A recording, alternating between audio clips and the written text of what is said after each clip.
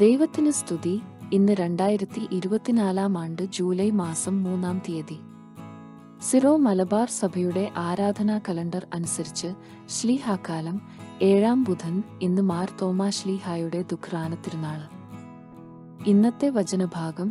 1 വായന ഉൽപ്പത്തി പുസ്തകം അധ്യായം 2 വാക്യങ്ങൾ 8 മുതൽ 17 വരെ. ദൈവം മനുഷ്യനെ സൃഷ്ടിച്ച് ഏദൻ തോട്ടത്തിൽ പാർപ്പിക്കുന്നു.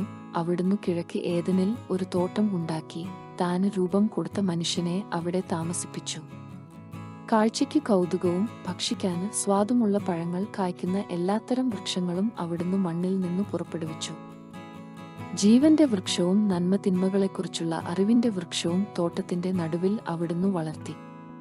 തോട്ടം നനയ്ക്കാന് ഏദനിൽ നിന്ന് ഒരു നദി പുറപ്പെട്ടു. അവിടെ വച്ച് അത് 4 കൈവഴികളായി പിരിഞ്ഞു. ഒന്നാമത്തേതിന്റെ പേര് പിഷോണ്.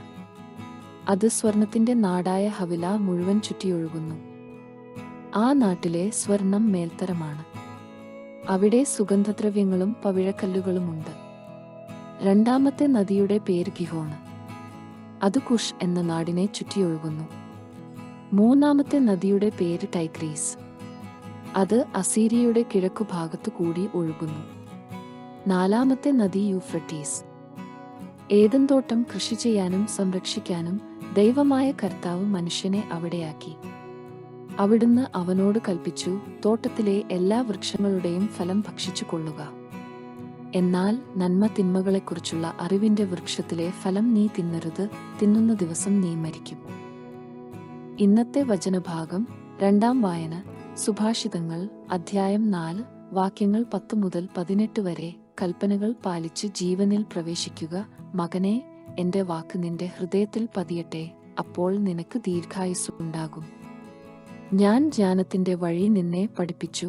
സത്യസന്ധതയുടെ പാതകളിൽ നിന്നെ നയിച്ചു. നടക്കുമ്പോൾ നിന്റെ കാലിടകയില്ല, ഓടുമ്പോൾ വീഴുകയുമില്ല. എന്റെ ഉപദേശം മുറുകെ പിടിക്കുക, അത് കൈവിടരുത്. അത് കാത്തു സൂക്ഷിക്കുക, അത് നിന്റെ ജീവനാണ്. ദുഷ്ടരുടെ പാതയിൽ പ്രവേശിക്കരുത്, ദുർജനങ്ങളുടെ മാർഗത്തിൽ ചരിക്കുകയുമരുത്. അതിൽ നിന്നൊഴിഞ്ഞു നിൽക്കുക, അതിൽ സഞ്ചരിക്കരുത്, അതിൽ നിന്ന് അകന്നുമാറി കടന്നുപോവുക.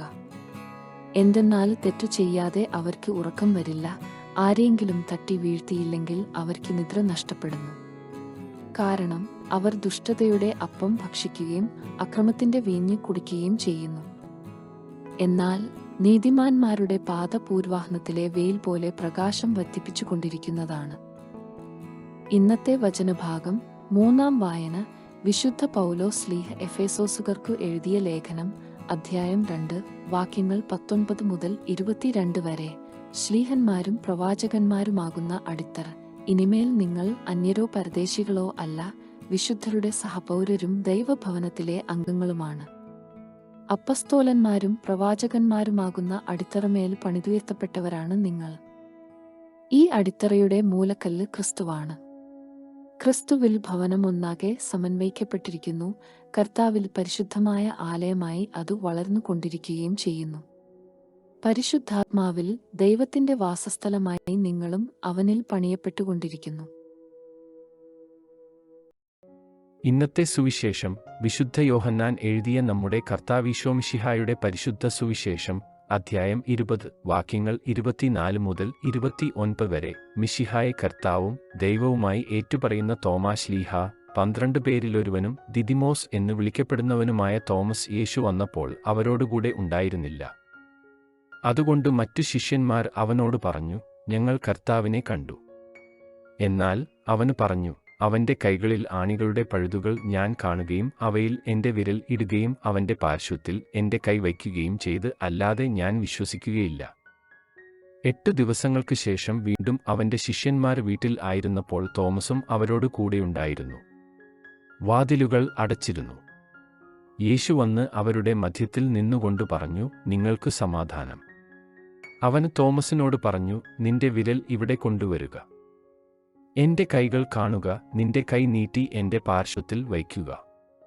അവിശ്വാസിയാകാതെ വിശ്വാസിയായിരിക്കുക. തോമസ് പറഞ്ഞു, എന്റെ കർത്താവേ, എന്റെ ദൈവമേ. യേശു അവനോട് പറഞ്ഞു, നീ എന്നെ കണ്ടതുകൊണ്ട് വിശ്വസിച്ചു.